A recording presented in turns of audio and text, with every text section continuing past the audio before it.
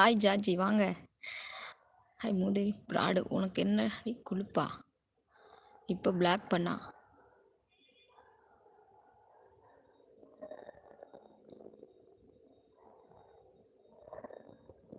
ஜார்ஜி இது யார் fake idea இல்லை நீங்களா?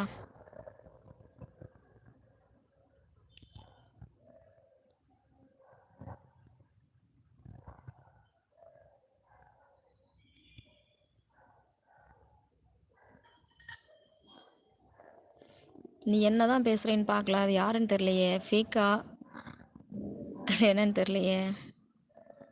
நம்ம சாஜி இப்படி பேச மாட்டா அப்படியே, அது நம்ம ஃப்ரெண்ட் ஆச்சு, யாருன்னு தெரிலையே, ஃபேக்கா என்னன்னு தெரியலையே.